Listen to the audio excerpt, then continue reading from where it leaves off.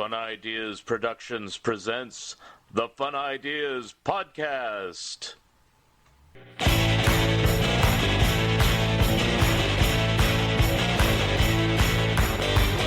We see the syphilitic shrinking obelisk, the white man's wilting dick. We see through dangling jowls of seedy game show trolls the smiling lie of the televised hive. The witches are watching with their thousand eyes. Witches are watching with their thousand eyes.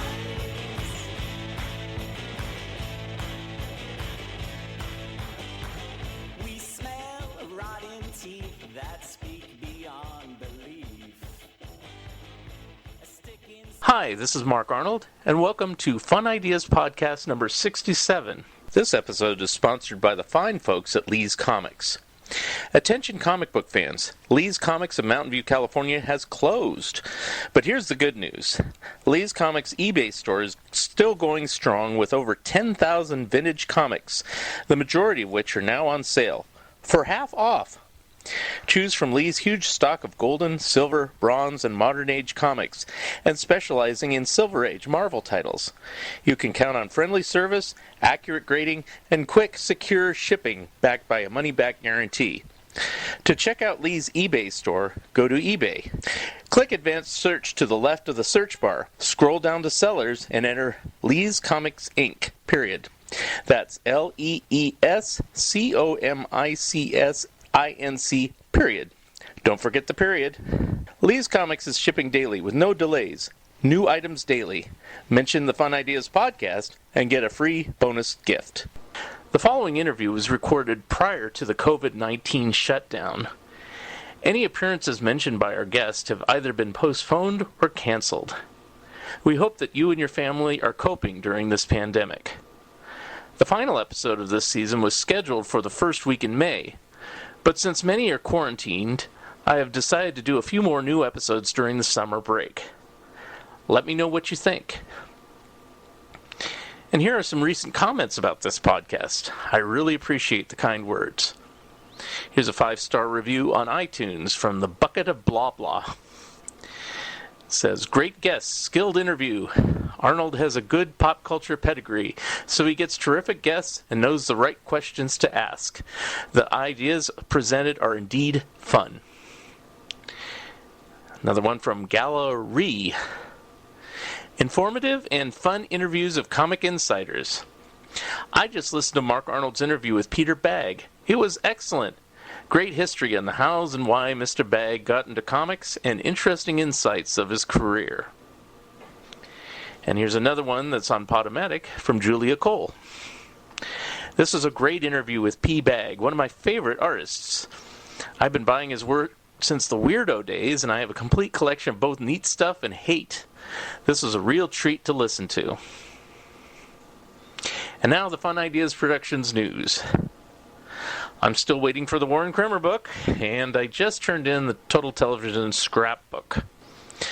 Beetlefest has been postponed from March to October 2020, and our travel agency has also been postponed for the time being. I am currently working on articles about Hee Haw, Sid and Marty Krofft, Underdog, and the Pink Panther for Back Issue magazine, as well as the Mad Book and possibly a Disney book. Our guest today has had a lengthy career with Matt Groening and The Simpsons, as well as his own Roswell character, and was recently the editor of Mad Magazine before it shifted to a virtually all reprint format. Here he is, Bill Morrison. Okay, so on the phone today I have Bill Morrison. How are you today, sir? I'm doing well, Mark. Thanks. How you doing? Oh, very good. Just wanted to talk to you today about your career and things you've done, and I know you've done it quite a bit, so let's start at the beginning, as I usually do, is tell me a little bit about yourself and how you got interested in comic book art and writing. Well, I think it probably goes back to the Batman TV show. I was drawing before then as a kid, but I think once I saw that show, everything kind of changed. That kind of got me into wanting to read Batman comic books, and doing that kind of introduced me to a bunch of other comics, and just, sort of became a comic fan. And from that point on, once you see all that great artwork, you start going, I can draw, maybe I can do that. And so that's what probably put me on the road to wanting to be a comic book artist. However, it took me years to really get there. Mm-hmm. I grew up in Detroit, Michigan, or outside of Detroit. And,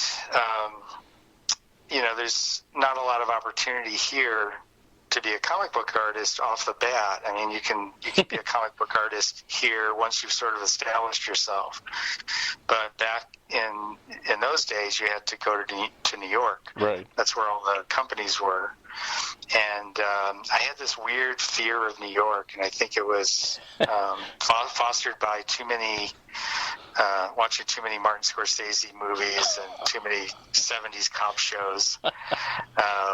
So back then, New York just seemed like a really scary place. So when I was in art school, I thought, I don't know about moving to New York. It just sounds really hard, and it sounds expensive. And so while I was in art school, I discovered a love of airbrush illustration, and particularly the kind of stuff that was being done out in California, the West Coast airbrush style. And my heroes were David Willardson and Charlie White III and Peter Palombi.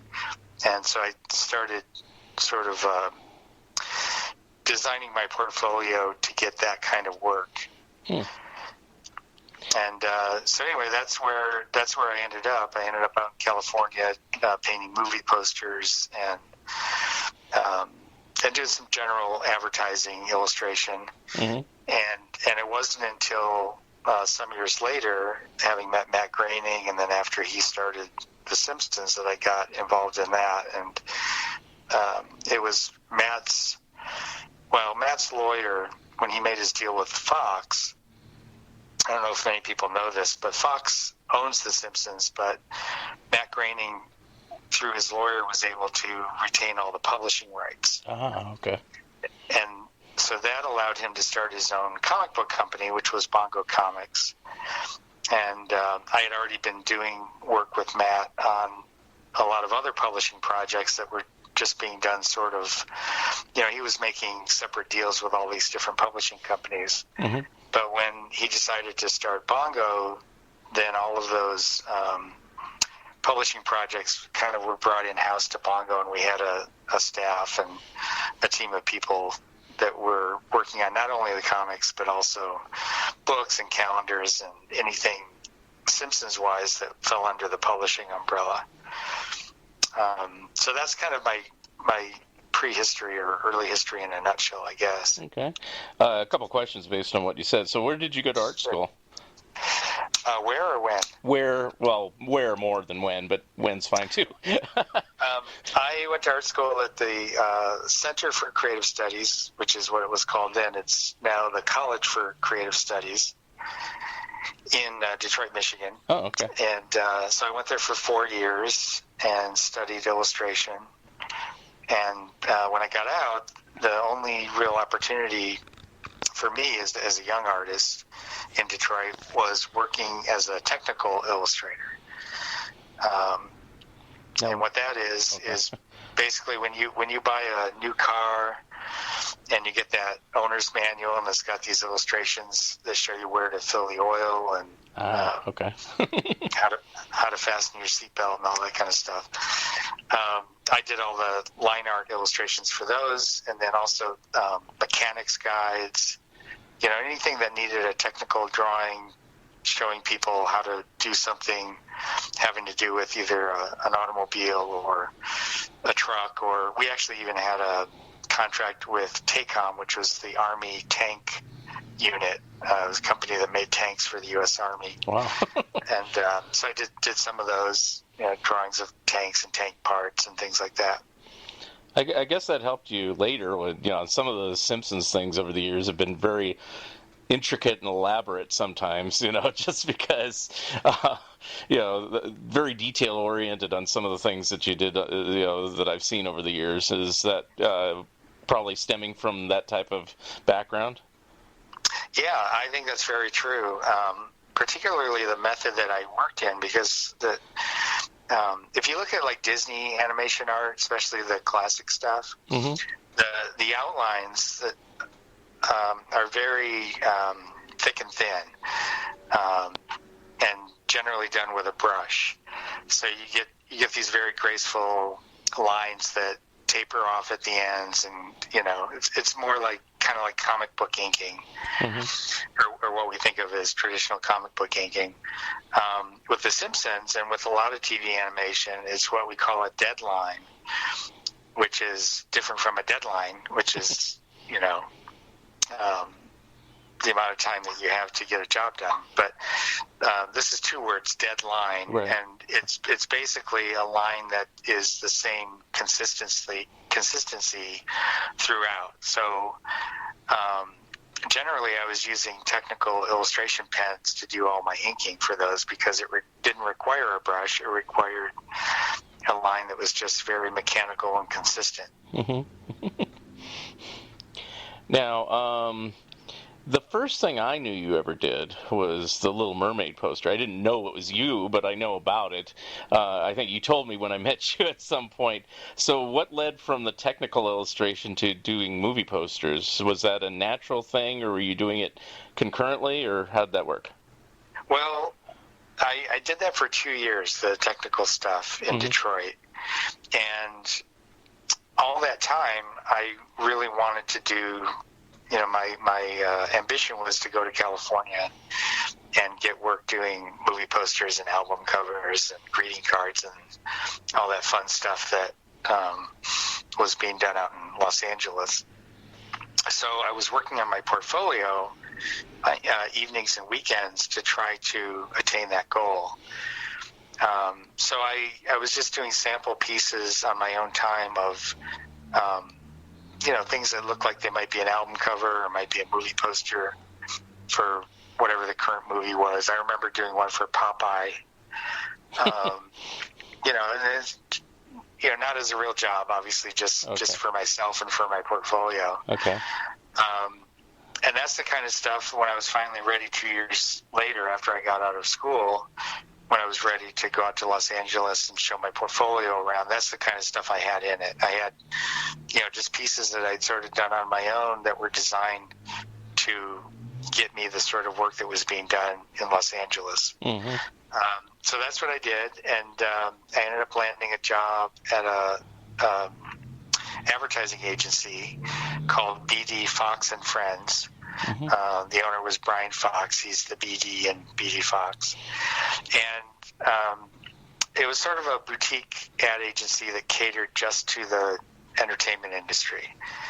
So I was hired as an in-house illustrator, and I did everything from photo retouching to thumbnail sketches for ideas for posters, comps, and then all the way up to finished illustrations, mainly on the real low-budget jobs, because I was young and new.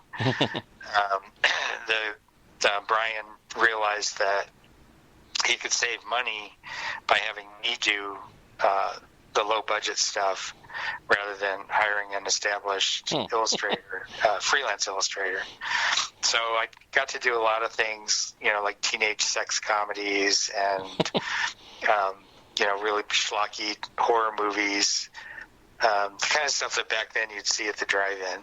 And then as video tapes became popular and drive-ins were phased out, it was the kind of stuff that you would see what we call direct-to-video.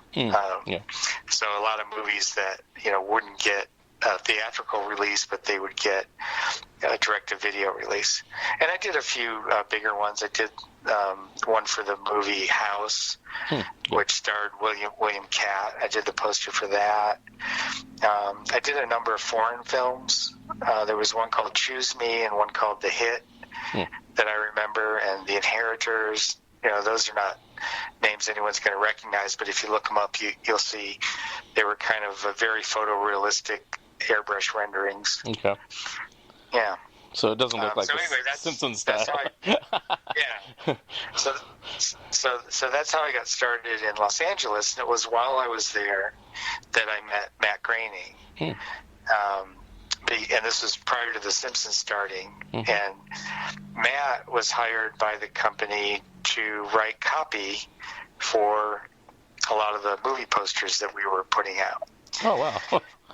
Yeah, and so I met him that way, and we actually, our first collaboration officially, not that we really worked together on it, but I did the painting for a horror movie called Blood Diner. Okay. And it was actually Matt's tagline that they used on the poster. So if you see a copy of the poster, it's got my artwork. It's a painting of a diner out in the middle of nowhere with a big neon sign that says Blood Diner, and the sign has like a hand with a big butcher knife. And Matt's tagline, or his copy line, was "First they meet you, then they want to eat you," or something to that effect. Were the meat to eat reheated meaty treats? No. So at that time, he was doing Life in Hell, right? The comic strip panel, whatever. Yeah, okay. Yeah, he was doing Life in Hell, and he was friends with one of the art directors at the studio or at the agency, and she used to, every so often, if Matt was working on a Life in Hell strip and sort of needed information, kind of background information, she would pull the staff there. One of the ones I remember was he was doing a Life in Hell strip about childhood songs, songs we used to sing as kids, where he would change the words. It was sung to the tune of, I don't know. Well, like anything, like Sing Along with Matt or anything Weird Al does, that type of thing. Yeah, exactly. One that I remember was Popeye the Sailor Man, because kids had different versions of the Popeye theme song. Right. And one of them was, I'm Popeye the Sailor Man, I'm Popeye the Sailor Man. Oh, no, it was, I'm Popeye the Sailor Man, I live in a garbage can, I eat all the worms and spit out the germs, I'm Popeye the Sailor Man. Right. And so he was doing a strip like that, and so he would call and ask his friend Millie to poll the studio and see if anybody could remember songs that we had sung when we were kids, and then a week later we saw it in print in Life in Hell. But he would do that not very often, but a couple of times. And then we had Brian Fox's wife had a greeting card company, and she ran it kind of in a small office space at the back of the agency. And Matt used to write copy for a lot of those greeting cards as well. And I did some of the illustrations, and some were photo cards, and they were really low budget. So we used to just use people in the studio as the models for the cards. So there are a couple of greeting cards out there. There's a series called Junk Mail that feature me and Matt and Millie Smythe, who was the art director, who was Matt's friend, and other people in the studio. So, any Matt Groening fans out there, if you're looking for, the really rare Matt Groening collectible, that's probably it. Wow. Never even heard of that. Now, were you involved with him on Simpsons way back in the beginning, like when Tracy Ullman went on the air, and at that early stage, or was that later? My first involvement was I had already left BD Fox, and I was working for David Willardson, who was, as I mentioned previously, he was one of my illustration heroes. And David had a studio in Glendale, and I went to work for him. And Millie had also moved on to another studio. So it was probably, I guess it would have been early 1990. The Simpsons half-hour series had been on the air for maybe only a month. And I got a call from Millie, and she said, I don't know if you've seen The Simpsons, Matt Groening's new show. And, the show was new enough that you could actually say, I don't know if you've heard of it, but... So she actually said, I don't know if you've heard of it. And I said, oh, yeah, I've seen it. It's great. And, tell Matt congratulations. And she said, well, he's put me in charge of all the merchandise. I'm doing approvals for Fox as Matt's liaison. And we're looking for artists to just do artwork for T-shirts and bed sheets and all the stuff that's coming out. And so she recruited me as an artist. And I did that for about 6 months before Fox hired me to work in-house and just do nothing but Simpsons art. Oh, wow. And it was kind of at that point that because Matt was doing his own publishing projects, I was also recruited to work on some of the early Simpsons books and calendars, so forth. Were you pretty much the only artist, or did they have a team of different artists? For the merchandise, there was me and about 3 other people. Okay. And they put me in charge, when Fox hired me, they put me in charge of the other 3 artists, and they were all employees of Klasky Chupo, who was doing the animation at the time. Mm-hmm. And so 3 days a week, I would work over at Klasky Chupo and oversee those other artists and also do artwork myself.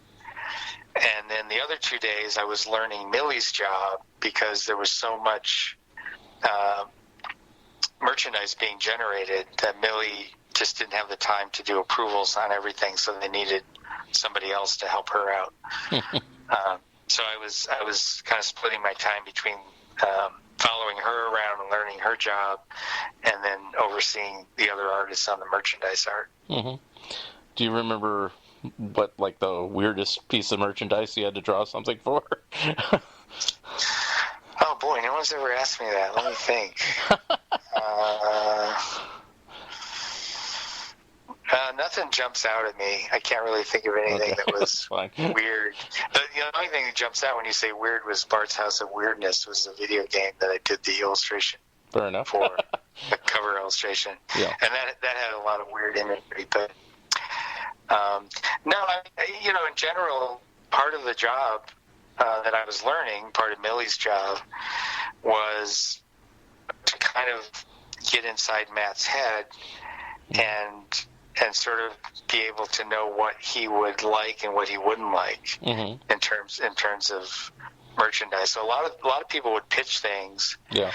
A lot of companies would pitch things, and Millie would just say, no, we're not going to do something that's promoting guns or. Yeah, I was going to say, what do you remember anything that was rejected out of hand? Yeah, anything that was. I remember anything that was like promoting guns or, militaristic. I remember at one point. Well, this wasn't really a Simpsons, but in one of the comic books, we had the Army wanted to run a recruiting ad, and we said no to that just because, we had a lot of kids who read the comics, and we just didn't really want kids getting the message that the Simpsons, was sort of promoting joining the Army. Yeah. Not that there's anything wrong with joining the Army.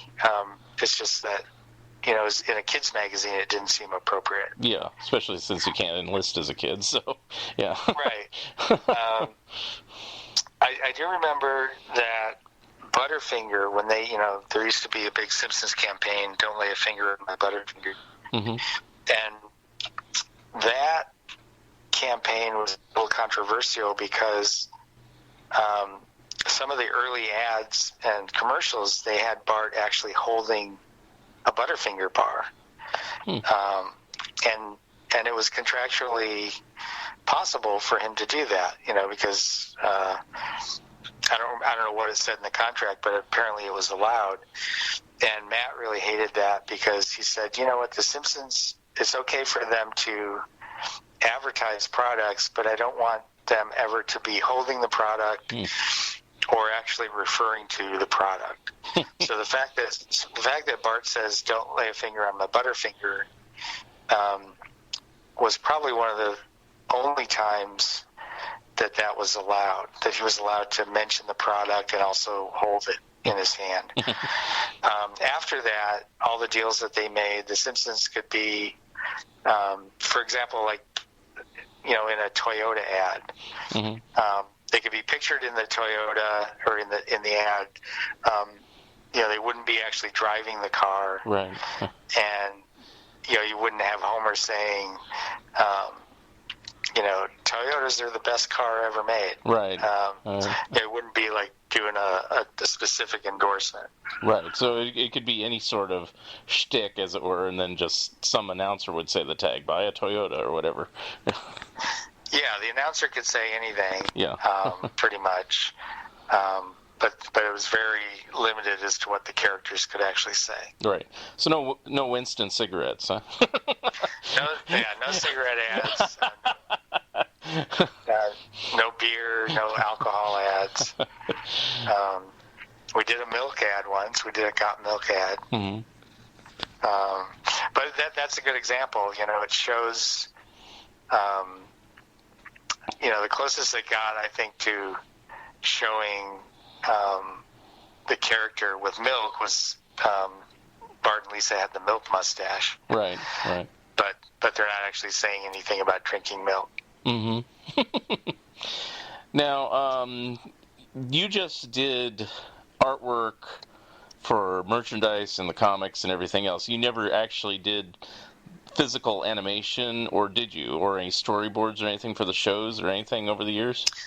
I never did storyboards. I did some work for the TV show Uncredited, because of the fact that I worked for Matt, and he was in the office every day.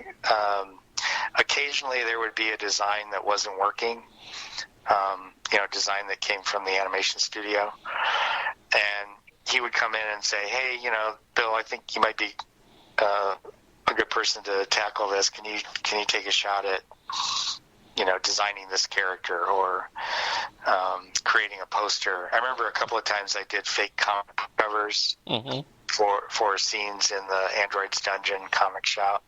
And I did one in particular was it was an Itchy and Scratchy spin-off comic, or like a crossover with Archie, and it was called Itchy and Veronica, and the cover had Itchy and Veronica sharing a soda out of Archie's severed head. Oh, I think I remember that.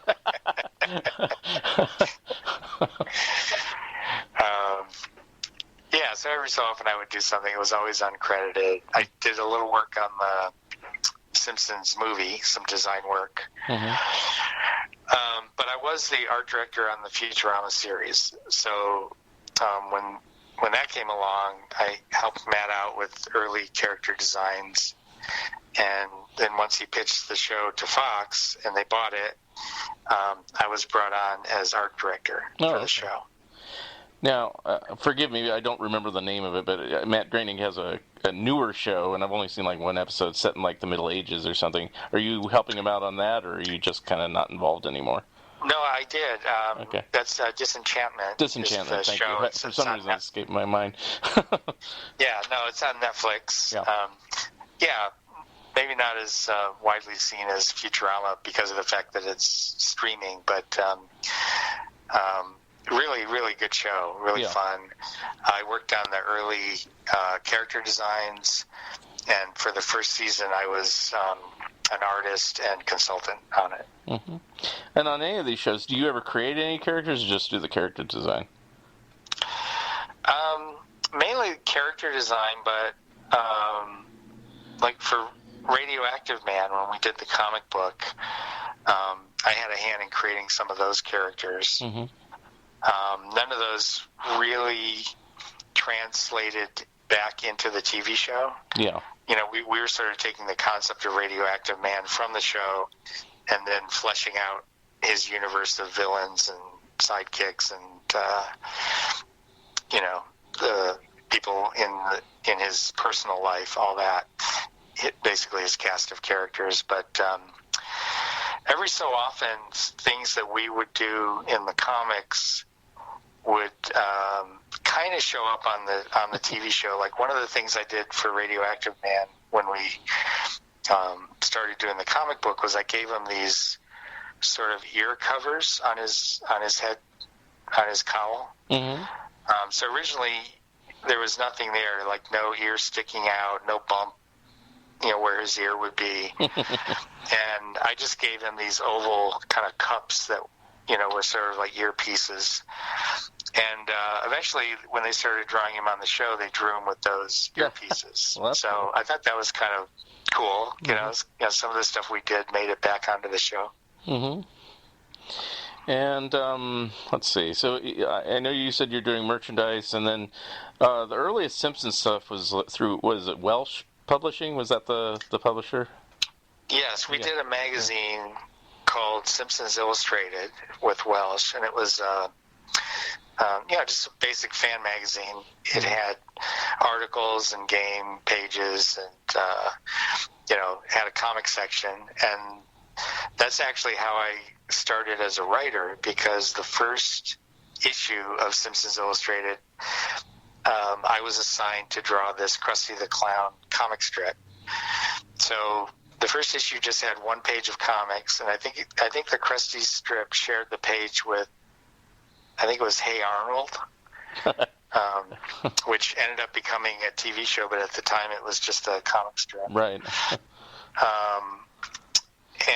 Anyway, it was the first time I actually had gotten to draw a comic and fulfill that childhood dream of being a comic artist.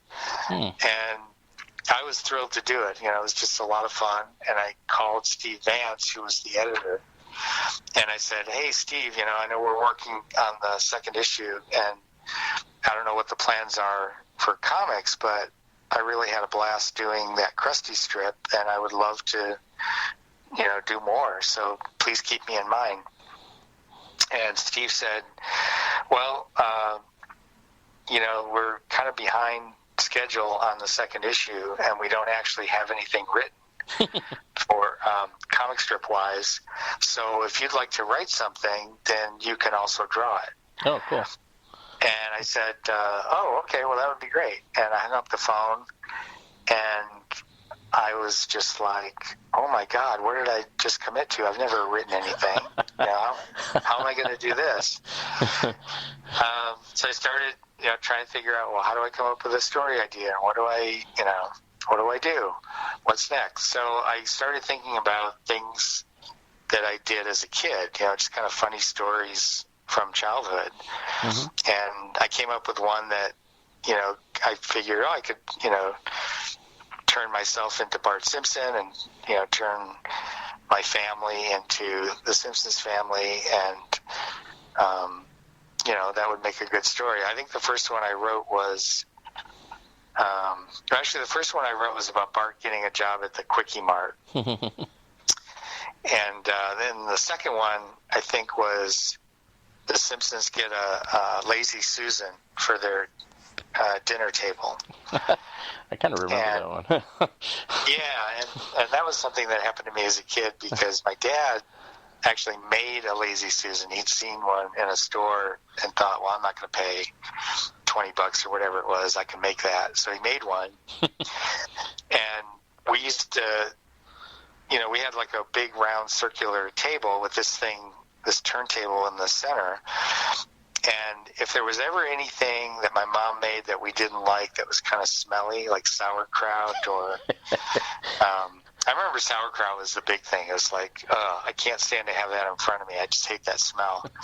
So if the turntable came around and the sauerkraut was sitting in front of me, I would spin it back so it was in front of my sister. And sometimes we got into these fights where we're both spinning the table around back and forth to keep the smelly stuff from being in front of us. And so anyway, that's what I wrote about in this one strip. And I have Bart and Lisa struggling over the turntable, and then Bart decides to let go, and it goes spinning around, and then all the food ends up on Homer. Yes, I remember that.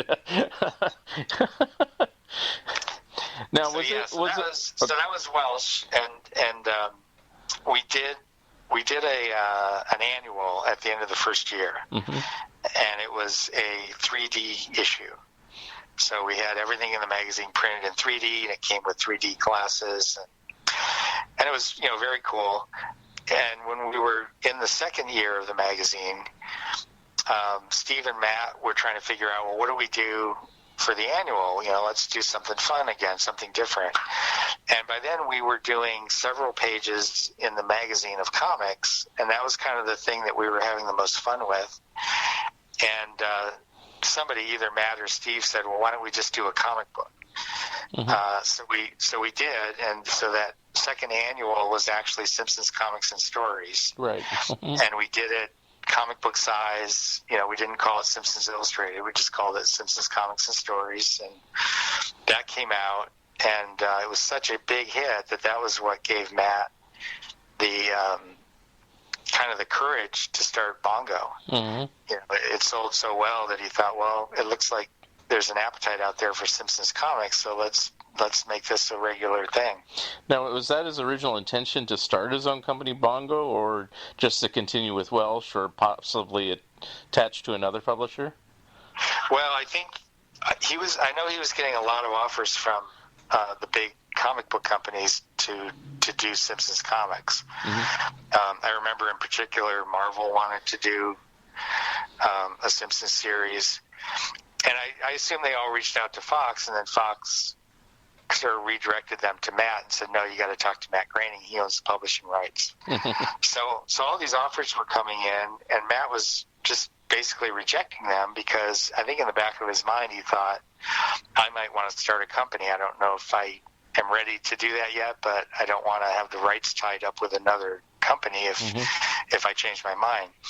So I think once the Simpsons Comics and Stories came out and sold so well, that was what sort of made the decision for him. Okay. But prior to that, I think he was just kind of going along making, deals with various publishers, kind of randomly. And let's see, I guess you could just say the rest is history. But you guys eventually did. Now, were you the original editor on those Bongo books, or was that later? I don't remember. No, Steve Vance was the original editor. I was at the beginning art director. Oh, okay. So when we first started Bongo, it was Steve as editor. I don't remember what Cindy Vance's official title was, but she might have been co-editor, but she also did all the coloring and lettering. And I was art director, so I was by that time I was writing stories. I was drawing stories as much as I had time to do, and I was drawing covers. Usually Steve would do the layouts for the covers. I think on most of the first year, Steve did the layouts. I might have done the complete cover from layout to finish on number 6, because that was one that I also wrote the main story. But generally, I was just sort of doing whatever needed to be done. I was overseeing a couple of other artists that we had, a couple of freelancers. Doing art corrections, anything that needed to be done art-wise, I was pitching in and doing.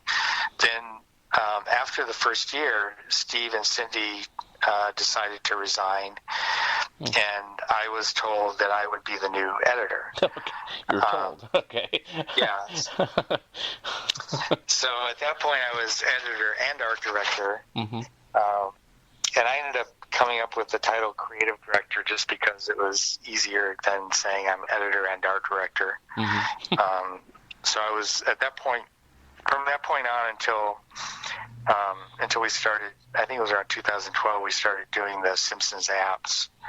And that was when I stepped down as creative director to work on those, and then also started doing early work on Disenchantment at that time. Got it. Now, while you were the editor, obviously you started a lot of titles. You mentioned Radioactive Man, and then there's a lot of one-shot titles, and then you got your own series, Roswell. Was that just because, hey, I'm in charge, I can put my own comic, or were you encouraged to do that, or both? I was encouraged by Matt. Oh, okay. And that was, it wasn't a thing that I had really thought about doing. Mm-hmm. Although at the time in the early 90s, there were a lot of indie comic creators that were kind of making it big. People like Jeff Smith and Mike Allred and people I admired who were doing their own comics. But I don't think I thought about really trying to come up with my own until Matt basically said, look, we've got this great comic book company, and he told not just me, but a few others. He said, if you guys have an idea for a comic, please let me know, because if it seems like something that's right for Bongo and it's good, then we can publish it. So I remember letting like a year go by, and but in the back of my mind, I just kept thinking, I got to come up with something, because this is a really good opportunity. I mean, it's very generous of Matt to just let us publish with him, and I've got to come up with something good. And I was just constantly just sort of scrapping for an idea, and I happened to be reading a book on the Roswell UFO incident. This is prior to things like the X-Files and 1997, when Roswell had its anniversary and became common knowledge in the public. Mm-hmm. So it was one of those things that not a lot of people knew about, but I was reading this because I had an interest in that kind of thing. And I remember reading in the book something about an eyewitness who recalled seeing a live alien that survived this crash. Seeing this alien in the back of a truck being shipped off to the Army hospital. Mm-hmm. And I thought, that's kind of an interesting idea. Like, what if an alien survived that crash? Mm-hmm. First of all, what if that crash, actually happened? Right. There were really alien bodies recovered. But what if one survived and he's trapped on Earth, and, what would his life be like? Right. And obviously, because Bongo's a humor company, I started thinking, well, what's, kind of a humorous take on that? And that was the beginning of Roswell. I just started coming up with these characters, and they were all kind of based on things that I like to draw. Yeah. And I love the 40s and the early 50s. I love that era, just in terms of, everything, cars, fashion, right. Architecture, everything. So I just kind of started incorporating all of that kind of stuff into it. I used to love those. You'd see those old postcards that were, greetings from Texas. And they'd show a cowboy on a giant jackrabbit. Everything's big in Texas. Right. And I thought, that's a great character. I'll, come up with this cowboy who rides the big, atomically mutated giant jackrabbit. Mm-hmm. So that was how that started. And I picked Matt, and he liked it. And so, I started doing that in my spare time. Mm-hmm. And then Futurama came along and kind of put an end to it. Okay. I was kind of thinking, what happened with that? Roswell's design's kind of loosely based on like the Warren Kremer, Harvey Comics design, for Casper and Richie Rich. Was that intentional, or? Well, that was definitely an early influence of mine. Okay. I had a period growing up where I was reading a lot of Casper and Richie Rich and Hot Stuff, Scumbo, et cetera, et cetera. I read all those Harvey books. And, but also just, I think, Tex Avery comics, or Tex Avery cartoons, mm-hmm. Warner Brothers cartoons. There's a lot of old comic books that influenced me and kind of show up in Roswell. or the influence shows up. So I wouldn't put it all on Harvey Comics, but yeah, definitely there was a lot of Harvey influence there. Well, it's certainly what attracted me to it, of course. But and by that point, I was already liking your work from on Simpsons anyway, so I picked it up. Oh, thank you. Well, I only wish I could draw as well as Warren Kremer. I'll tell you that. Anybody wishes that. Yeah. Now, do you think Roswell had any sort of inspiration for Futurama, since you're saying that you kind of stopped doing that in favor of Futurama, or was it just a happy accident?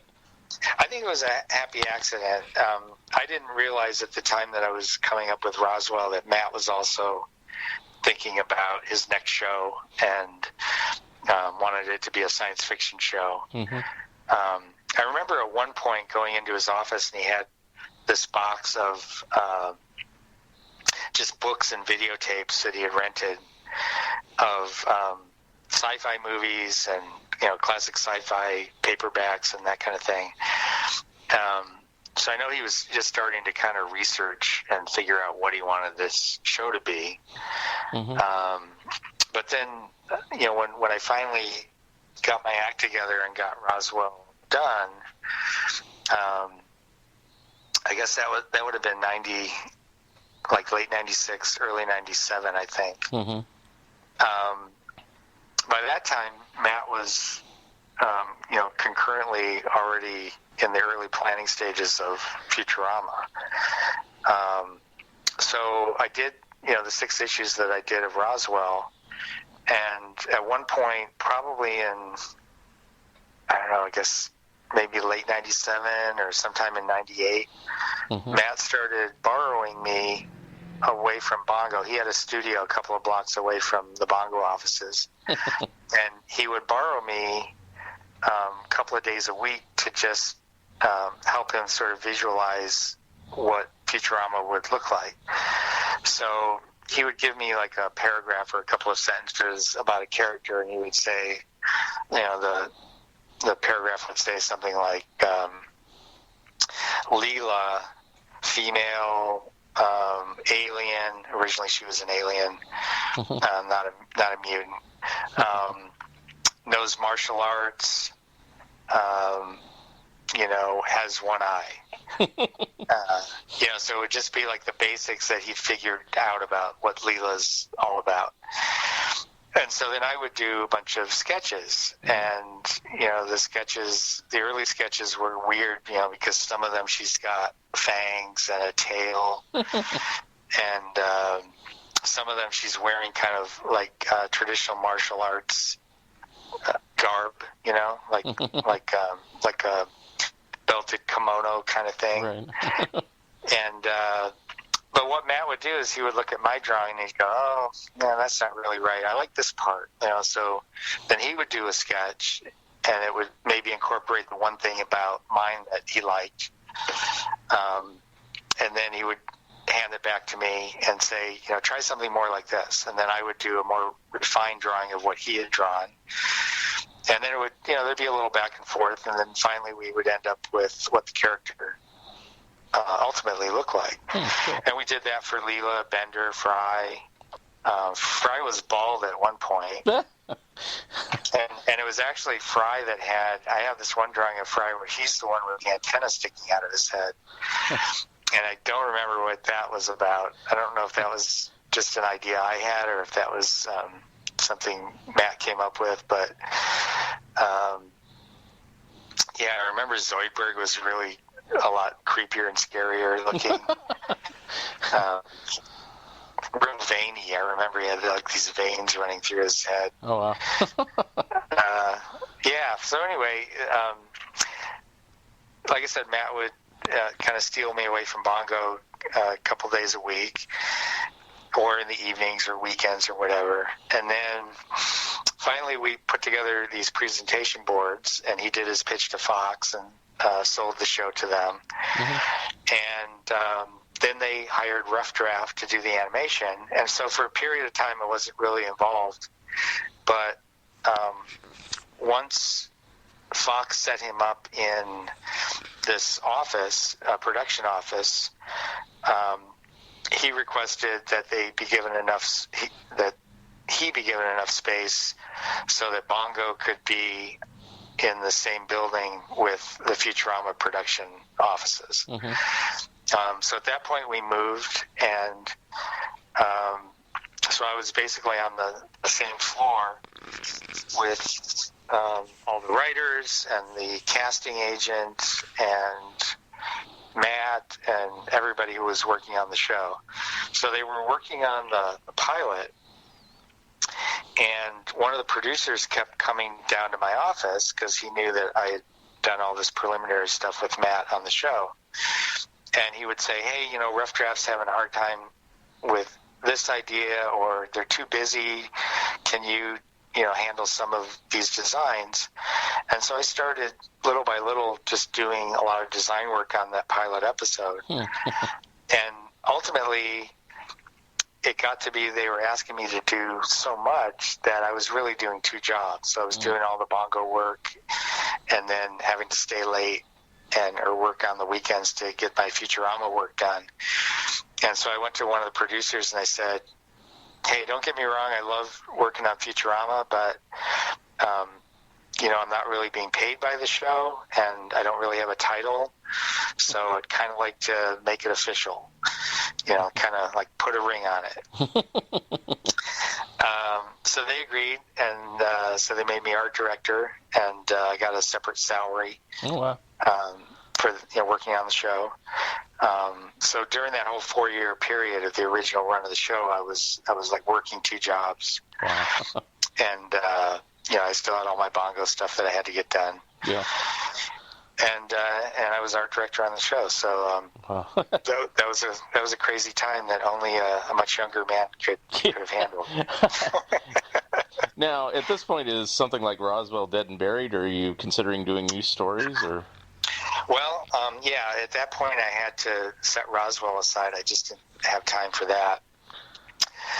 But I'm actually working on a new Roswell story at the moment. Oh, cool. It's, literally, it's sitting here on my drawing board. And as soon as I hang up with you, I'm going back to it.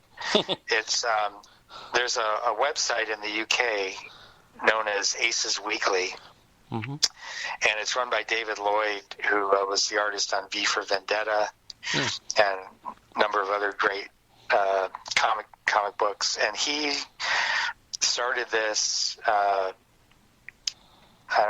don't know if he originated the idea, but it's basically a serialized online comic. And so every edition of the comic is 7 weeks long, and each edition has 7 features. Mm-hmm. And so each one is 3 pages per week for 7 weeks, so you get a total of 21 pages per story, per feature. So my Roswell return, the Resurrection of Roswell, will premiere on March 2nd. Cool. Coming up in just a couple of weeks. And there'll be 3 pages a week for 7 weeks, and it'll tell a complete self-contained Roswell story. Very cool. and the subscription is amazingly cheap. It's I don't know what the exchange rate is at the moment, but it's like £1 per week for 7 weeks. And you get 7 features.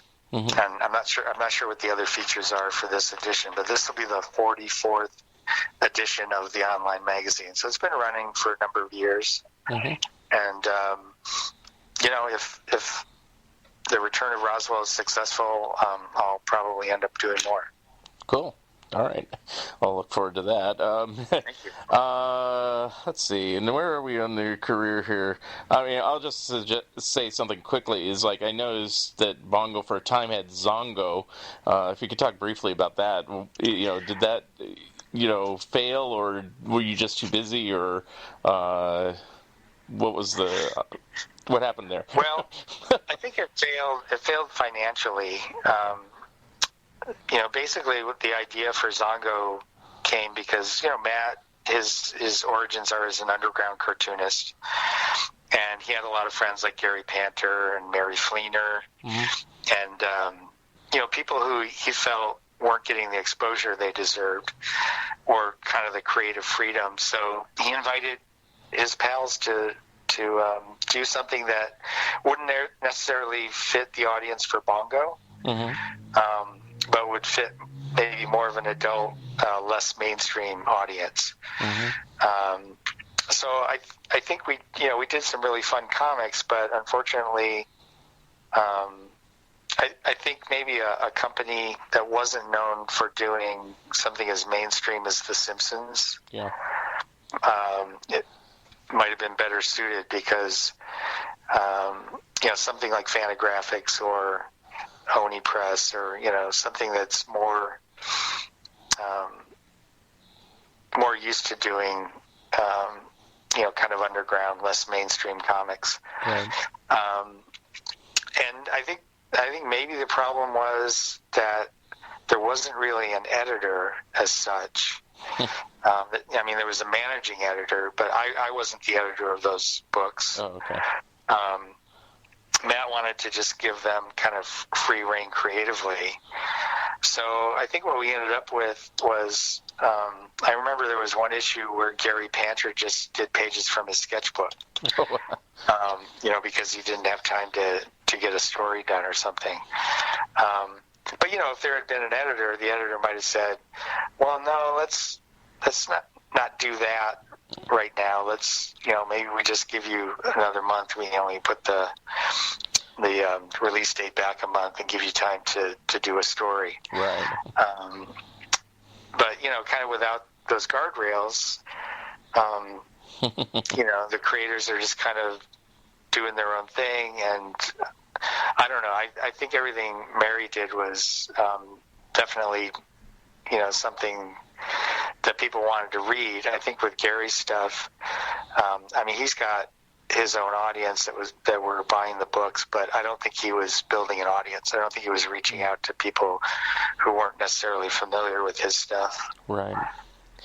Now, you weren't at Bongo at the tail end of it, but you probably knew what happened. As of course, Disney bought out 20th Century Fox. Is that the reason why Bongo went out of business at that point, or was it just because it was going to go out anyway and it was just a good time? Yeah, I think Bongo was already kind of winding down. Okay. The domestic sales of Bongo's output were always, fine. But they were never really stellar. And a lot of the success of Bongo came from some of the foreign licensees. So we were making enough money here in the U.S., but the fact that the comics were huge in Germany at one point, for several years, and they were huge in France for a few years, and in the UK. It was those deals that really kind of made Bongo super successful and very profitable. But over time, if The Simpsons aren't popular in Germany as much as they were, then those sales go down. Right. I remember the books that we were doing in the UK. Their market was more of a kids market than an all ages market. They weren't really attracting any adults. It was all kids. And the way they were selling comics to kids were basically in supermarkets, bagged up with toys attached to the covers. So, you're basically selling kids a toy and then they get a free comic to go along with it. Right. And so the emphasis, was kind of placed more on the toys than it was on the comics themselves. And so those, we kind of played along, and we tried to develop toys that were kind of Simpsons-centric. If not actually having a Simpsons logo on it, then it was something that you knew that Bart would use, like a whoopee cushion or a squirt gun or something. Yeah. We tried to make them make sense, and at one point we were even trying to get them to be something that was possibly in one of the stories. Like if there was a story about Bart using a whoopee cushion, that was the toy you got that month. Right. But those things wax and wane. So over time, those went out of fashion, and the sales, started dropping. So I think it was just a matter of, we could keep on doing the comics in the U.S. without the foreign money coming in, but I'm not privy to what kind of money Bongo was making towards the end, but I think they must have just decided, we're not making enough to really make it worthwhile anymore. Yeah. Well, I know publishing got very erratic at the end. It was hard for me to even find copies, so I knew something was up, regardless if Disney intervened or not. But no, it really had nothing at all to do with the Disney deal. Yeah. Okay. It just was strangely timely. Yeah, it did kind of coincide, but I think by the time Disney bought Fox, I'm pretty sure the writing was already on the wall. Yeah. About Simpsons comics. I think they'd been winding down for a while. Yeah. And talking about just going digital and not doing printed comics anymore. Right. In fact, I think prior to the Disney deal, I think there were some Simpsons comics that came out that were only digital. Yeah. And they didn't even do a printed version at all. Yeah. I believe you're correct on that. I don't know how to transition to this, but I'll just ask about it anyway, because I know it was kind of annoying to you, for the lack of a better term, is that artist by the name of Cause that basically plagiarized your artwork and is making millions of dollars. Oh, yeah. Do you know anything about that ever since that story broke out, that happened? I don't really know much about it. In fact, when the story came out, I wasn't even aware of it. It was several months later, and I think maybe I had posted my original pencil drawing of the album cover, and I think somebody sent me a link about the story that had happened like 6 or 8 months earlier about the Cause piece that was based on my art selling for somewhere around $15 million. Yes, that was great. and so I posted about it, and I wasn't really upset about it. I was more just sort of scratching my head, like how can somebody just, like, when I saw the piece, I was like, well, he's just traced my artwork and then added X's over the eyes and then added these weird, I think, things that were originally, he had that clown character. Yeah. And I think the things that he added were kind of like supposed to be clown hair, but they kind of look like big elephant ears on some of the characters. Right. Yeah. But everything else was, like verbatim taken from my artwork, and I mean, you can even see it was traced. I mean, it's just line for line. Yeah. So I did sound off about it a little bit, but I wouldn't say I was angry, because I knew going in that, I didn't own the rights to the artwork. Right. That's owned by Fox. So it's not like he's ripping me off, really, because people kept saying, you should sue, you should get a lawyer. And I said, well, that would be nice, but I think because Fox owns the rights to the art, I don't see how I would have any recourse. Right. I mean, Fox should probably sue. Yeah. I think they would have a good case. Yeah. But I really don't think I would have any part in that. So I was just more like bemused, and I was just, there was just a sense of, how can somebody do that? Like that just seems amazing that somebody can just trace off a famous piece of art and then make millions and millions of dollars off of it. Right. I mean, I've been aware of the Liechtenstein issue for years. Right. And I kind of felt like, well, now I'm kind of in that club, with those guys like John Remy and Russ Heath and Right. all those great comic artists who were ripped off by Roy Lichtenstein. Yeah. Well, for me, as just a viewer, an outsider on it, I was just astonished. It's like to do that just as your career, is just to take somebody else's art and just make it your own. But the second part that's astonishing is it's not that he could sell it for that much, is that somebody's willing to buy it for that much. I mean, I would rather buy your artwork for $15 million, to tell you the truth. I'm not going to, sorry, but, it's like, you know what I mean. Understood. Yeah. It's like I don't get the appeal of having the X's over the I's and the other little adornments that he has on his things, and he's done it for other characters. It's not just Simpsons, and it's like, yeah, I don't get it. So. Well, I think what it is, I mean, he did at one point, or maybe still does, original work. I mean, he did that clown character, which is, it's got elements of Mickey Mouse with the shorts, with the big buttons and the big white Mickey Mouse gloves. Yeah. But I wouldn't say he's ripping off Mickey Mouse because it's a completely different character. Right.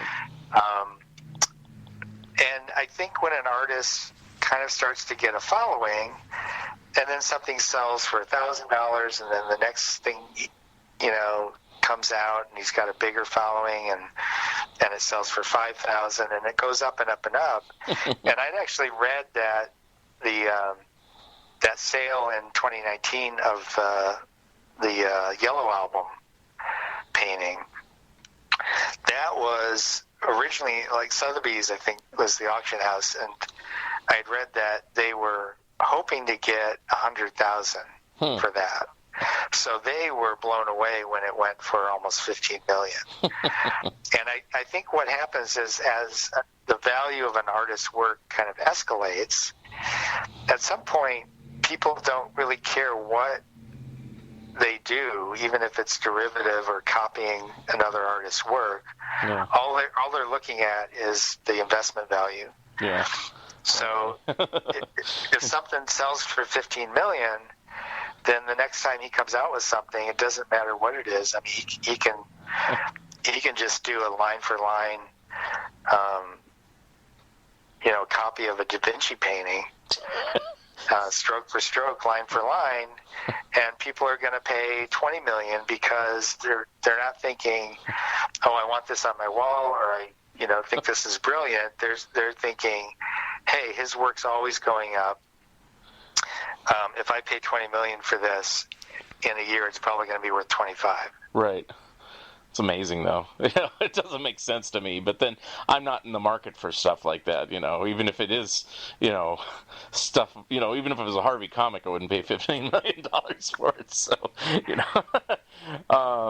But, I guess everything has its audience, and there it is. It just seems strange to me, but, Yeah, but I think at some point it's like, it's not really an audience, it's more just an investor. Well, an audience of,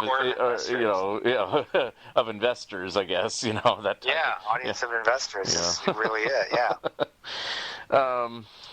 So let's see. A couple more things I want to talk about before we go is like, one of the things you worked on, and you graciously let me use some of the artwork for my Beatles book, was the Yellow Submarine project, and then it finally got published. What was the genesis of that, and why was it rejected, and why was it subsequently published?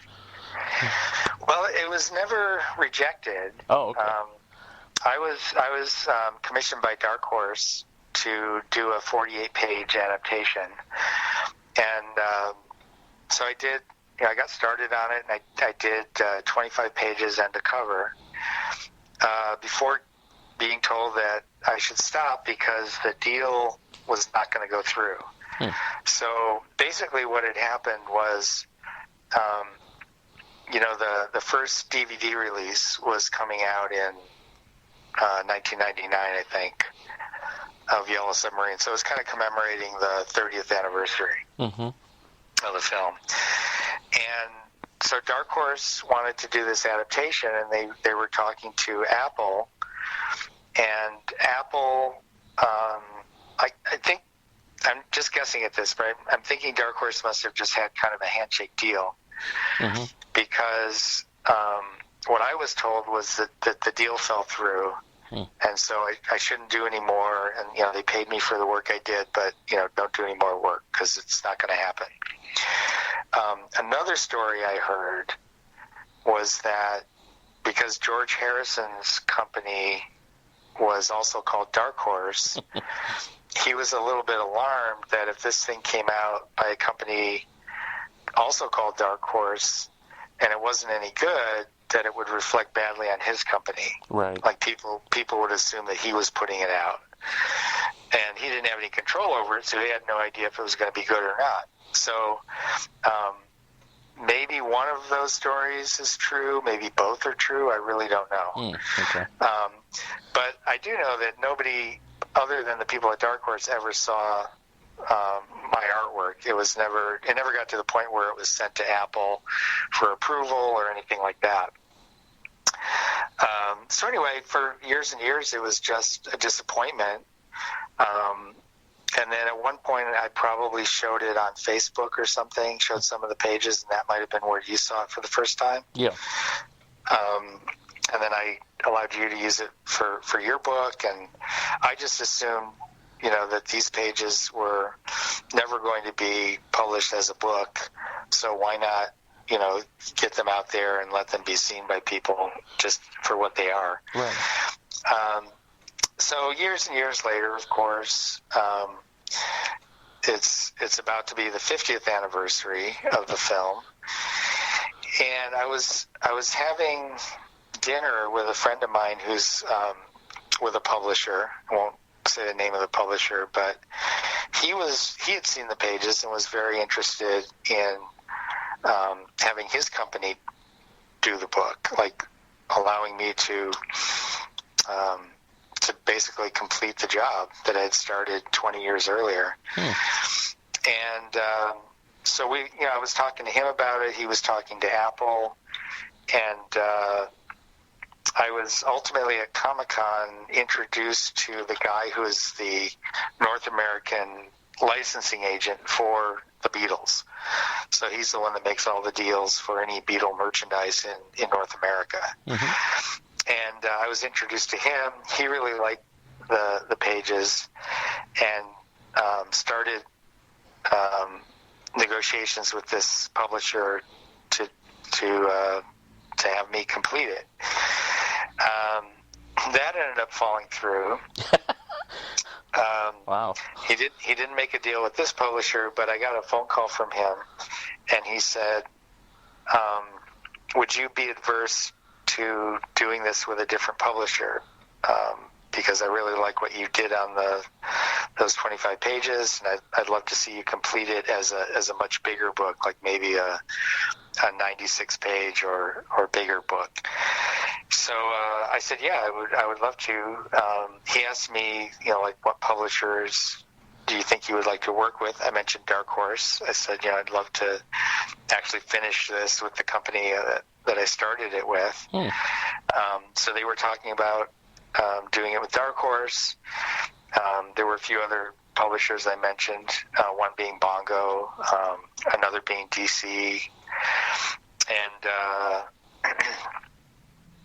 but I didn't know, it wasn't in my hands. I just said, well, I've worked with people at all these other companies. I've worked with people at Marvel, at IDW. I'd be happy doing it with any of those companies. So I got a call back from him, and he said, how do you feel about Titan? And I said, I've worked with Titan for years because they were our licensee on The Simpsons and Futurama comics. Mm-hmm. And I know those people really well. I'd love to work with them. And he said, well, that's great because Titan is already doing Beatles toys. They're doing these vinyl Yellow Submarine toys. And, comics is the thing they started with. So it just makes total sense to let them have the license and let you finish the job with them. So that's what we did. I started working with Titan, and they wanted it to be a 96-page book, hardcover. Mm-hmm. And so I completed that in 2018, and it came out in the summer. And now I've just completed a an expanded version. So that I'm not sure exactly when the release date for that is. Probably sometime this year. But I think I added like an extra 20 pages and a bunch of pinups and some other good stuff. Is that also through Titan then? It's just an expanded version? That's through Titan. Okay. Yeah. Now, I never realized you didn't finish it. I don't think you made that clear when we originally spoke about it. I just thought you did complete it, at least the original version, and it sat on the shelf. But you didn't even complete it, so was that hard to pick up where you left off? Or It kind of was. It's really weird because those original 25 pages, I decided kind of early on that, after I accepted the job, I thought, well, I'm a big fan of the Beatles and a big fan of this film, and I wouldn't really want a comic book version of it if it's just, panel after panel of the thing that I love, but without music and without animation. Like it just seemed like I would be creating an inferior version of something great. And I thought, I don't want to be the guy that just does, the silent version of Yellow Submarine that doesn't have any animation. Like, that's weird. So I thought, how can I do this in a way that, kind of adds to it? It kind of does something that the animated film couldn't do. And so I started thinking about psychedelic poster art and graphic design from the 60s and, just the things that turned me on about that period art-wise, graphic art-wise, and not so much animation. And so I started designing all these pages to sort of look like psychedelic blacklight posters as much as I could. And I still had to tell a story. But, once I did that, I got excited about it. And anyway, I did those 25 pages. And when I picked up, hold on a second. I've got a barking dog here. Ripley, hush. I'm on the phone. I'm on a podcast. Good. I had to put the dog here in the other room, and then your dog pops up. That's okay. I'm sorry. Yeah, she's hearing somebody hit a tuning fork 6 miles away, and who knows what she's barking at. Anyway, when I started, the finished version with Titan, I looked at those original 25 pages, and I just thought, creatively and design-wise, these are really good. I mean, not to toot my own horn, but, as an artist, I'm trying to decipher and, remember, the headspace I was in that allowed me to do these pages. Because I was almost viewing them like they'd been done by another artist, because I thought, I don't know if I have it in me to match this again. So it did take me a while to kind of get into that creative headspace and be able to come up with, many, many, many more pages that look like they were part of those original 25. Well, I think you pulled it off because, like I said, I didn't realize you had done pages years later, so I'm going to have to look at the book again. So that's amazing to me. And then now you're doing more, so, I'll have to get that edition, of course, everything. So I guess my final question before we go, and we talked briefly before we started recording, and I understand the sensitivity of it, but I have to ask about the Mad Magazine situation. I mean, you were all hired on to become the new editor when they moved to Los Angeles, and then a year later, you were no longer the editor. So what can you tell me about that situation without stepping on any fingers or anything like that? All I can tell you is I love DC Comics. I love the people there. I don't want to say anything bad about anybody at DC. It was painful losing that job, and it was it's still difficult to think about it. I think because of the fact that we were doing really good work. The subscription numbers were actually up from when I started. And that may be because everybody wanted that little mini tiki mug that we offered the subscriptions. Right. But I feel the seven issues that I did, I feel really good about. I think they would have, all of us, everybody on the team that I hired, I think we would have gotten much better. Hold on. I hope you're gonna edit this. I can edit this part. Yes. Go ahead. I gotta do something about this dog. I gotta put a bone in her mouth or something. Although this is kind of funny. No, I'll edit it. I'll leave it to you to keep in as much of this as you want. Yeah. All right, there. Chew on that. Okay. All right, back to Matt. I feel good about the 7 issues that we did, and we were experimenting. We basically had a mandate to keep the audience that we had, because most of the sales of Mad are done through subscriptions, and we had a huge subscriber base. So we didn't want to lose any of those people, but we also wanted to attract a new audience, and a younger audience, and a female audience, and a more racially diverse audience. Because basically the people who were subscribing to Mad were either 11-year-old white boys, 11 to 16-year-old white boys, and then 45 to 60-year-old white males. That's me. Yeah, and that's basically the Mad fan base. Not exclusively, of course, but right. but predominantly.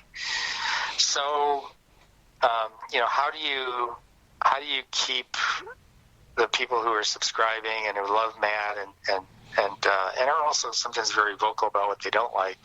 How do you keep them happy and also do something that's relevant to this other segment of the population? So I think we were doing that pretty successfully. I think given more time, we would have done it even better. Yeah. We would have fine-tuned it and found a way to really keep those rabid Mad fans happy, and also bring in a whole new audience. But we just weren't given enough time, and I think maybe priorities changed at Warner Brothers. Yeah. People were brought in who were not as big a fan of Mad as those who were in charge before at Warner Brothers. Right. And then the decision was made to go to more of a reprint-based magazine, and I know they sort of walked that back a little bit. I think the latest issue, which is the Mad 20 Dumbest, obviously that has to have new material. Yeah. But the next one that comes out after that, I have no idea. I mean, yeah, I have it, and it proudly proclaims on the cover 12% new material. So 12%. Okay. Yeah. that makes sense, because I know they wanted to keep Spy vs. Spy, and they wanted to keep Sergio involved. Yeah.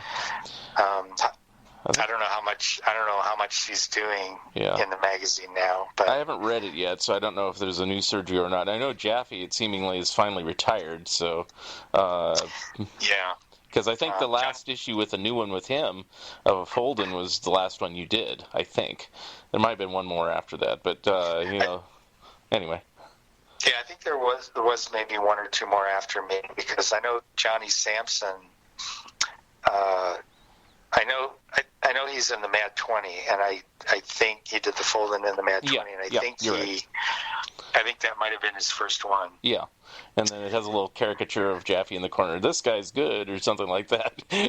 Something like that to kind of pass the torch if somebody else is going to do the fold-ins. So, but the current issue has another reprint, so it's like I don't know how often they're going to do new fold-ins or not. So, a couple of questions that isn't really getting into sensitive issues. I'm just kind of curious.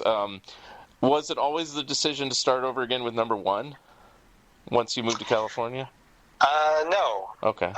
That was something we struggled with. Okay. And, we went back and forth quite a bit about how people would react, and is there really any point to doing it? Does it give us a sales boost or whatever? I think ultimately it was just decided that because once we went down the road of doing a new logo, which was reminiscent of the original logo. Yeah, that was my other question. Is was it your decision to do the original logo or a version of it? That was my decision. Okay. I love the traditional MAD logo. I was never a fan of the italicized version. Mm-hmm. When they did it on a slant. Yeah. I never thought that looked good. And so I thought, well, maybe just go back to the straight up and down non-italicized version. But then I've just always loved that Harvey Kurtzman logo, and I thought, well, what if we did kind of a version of that? So I threw that idea at Susie Hutchinson, our art director, and Doug Thompson, our design director, and they were all over it. They loved that idea, and so they started exploring, how do we do something that's kind of slick and modern, but looks like that Harvey Kurtzman logo immediately when you see it. So to answer the earlier question, I think once the publishers saw the content, they saw the new logo, I think they just immediately thought, well, now it kind of makes sense just to renumber it, start at number 1, because it really is a fresh look and a new direction. Right. And did you have anything to do with, I think you were gone by this point, but I can ask anyway, with the issue that eventually was used, as it were, in Once Upon a Time in Hollywood for Quentin Tarantino? Because sometimes things like that are planned way in advance. So. Yeah, I did have something to do with that. I was contacted by a producer on the movie. Mm-hmm. And she said, Quentin's a big fan, and he would really love to have you guys do a parody of the fictional show, Bounty Law, which is in the movie. Mm-hmm. And at that point, she couldn't really tell me that much about the movie, just that it's, takes place in the 60s, and Leo DiCaprio is this actor, and he had appeared in this show called Bounty Law. And my initial reaction was kind of cold, because I thought, you know what? It's not a show unless they're showing a lot of this show in the movie, mm-hmm. which it was my understanding they weren't. You were just going to see little clips here and there. I thought, how do you do a parody of something that nobody's ever seen? Yeah. It didn't make sense to me. So, I talked to the publishers about it, and I let people know that this was kind of an offer that was out there, but I kind of sat on it for a while, and I said, I'm going to have to talk to some people and get back to you, basically, is what I told the producer. Mm-hmm. So I did that. I just kind of thought about it for maybe a month or so, and then the idea hit me that what if we played it like it's a long-lost mad satire, and we actually pretend like this show existed? Mm-hmm. And I thought, well, then, we can do things, and it doesn't really matter if people have seen it or not, because nobody's seen it. But we're kind of in on the joke. We're actually saying this is a show that nobody remembers. It's not in reruns anywhere. It's not on ETV. It's not on TV Land. But we found this when we moved from Mad from New York to California. We found this story, and it's brilliantly drawn, and it's funny, and we just thought, why not present it whether people know what it is or not? Mm-hmm. So it was at that point that I called the producer back, and I said, I think we'd love to do this. And so then very shortly after that, I was released from my job. And I remember calling Susie Hutchinson, and I said, one of the loose ends that's out there is this Quentin Tarantino project, and I was the only one who had been in contact with this producer. Oh, wow. But I still had the scrap of paper that had her phone number on it. So I gave that to Susie, and then she took it and ran with it. And the rest is history. Actually, they supposedly, I just found this out, put a mini version of it in the 4K edition of the of the movie with a 7-inch single also, and I was like, wow. Oh, really? Yeah, so I'm going to have to cool. look for that one. I just have the standard DVD, but anyway. One other little tidbit I remember is, even before that producer contacted me, Tom Richmond called me. And he said, I did this thing for this Quentin Tarantino movie. I did some artwork for it. It's a fake TV guide cover and a fake Mad cover. And, it's supposed to look like Jack Davis or one of the Mad artists from that time did it. Right. And he said, you're going to be getting, somebody's going to be contacting you for permission to make the Mad cover. And he said, I just want to let you know, I'd appreciate it if you greenlight this and, just push it through. And I said, oh, okay, well, we'll see. Tom and I are good friends, so I gave him a hard time. Of course. But, sometime later, like a couple weeks later, sure enough, somebody sent me the image and said, this is by Tom Richmond, and we need permission from Mad to use this in the film. So I just immediately said, yes, this is great. Please go ahead. But I think that was the first I'd heard of the project, and I think it was after that the producer contacted me about doing the satire. Okay. Yeah, I'm just kind of curious how this, and if you were involved, so that's pretty cool that you kind of had one last gasp, as it were. Well, I thought it was brilliant, and Tom's artwork was amazing. Yeah, I mean, he made it look so much like that period, the early '60s. I mean, it was just, I just can't say enough good things about it. It just blew me away how good it was. But it kills me that I almost said no to it. I mean, It almost didn't happen. Like if I had just told her no, she would have, just went away and probably never contacted me again about it, and it never would have happened.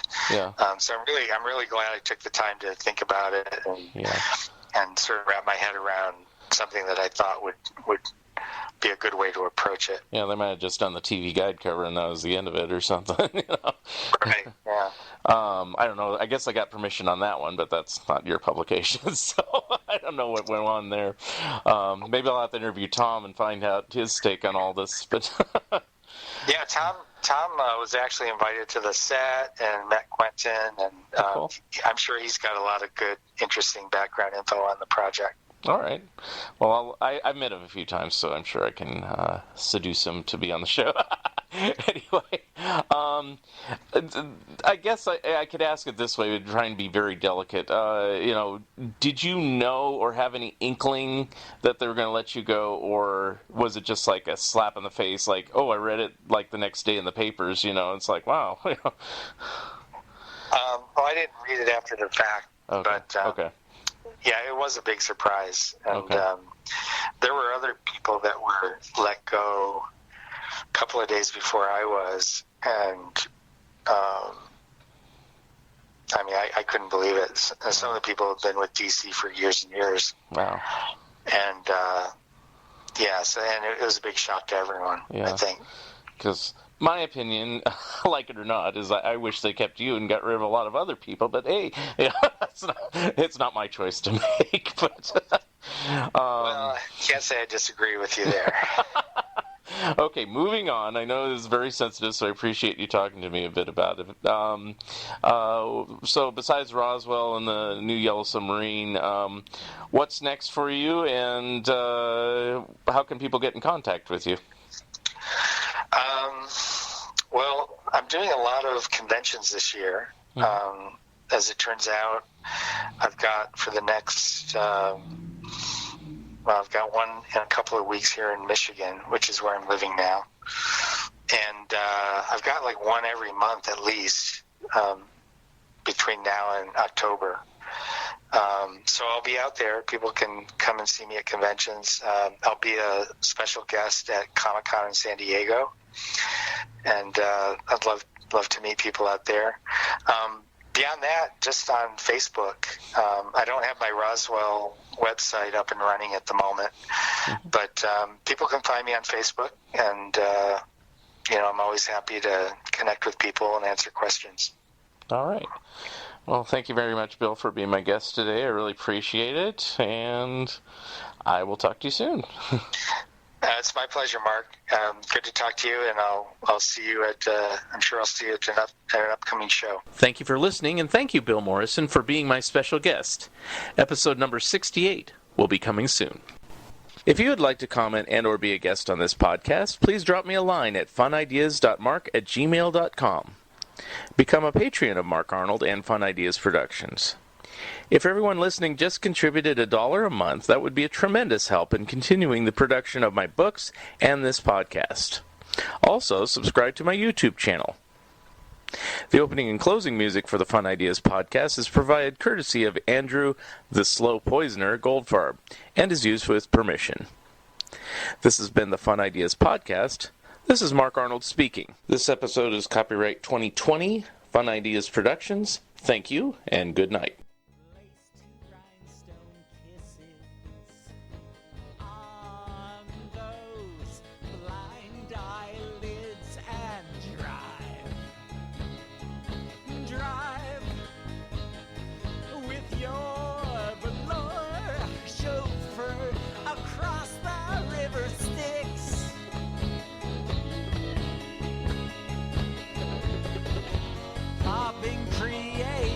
Pills in the pink electric church. The final flicker of your lewd jeweled boob to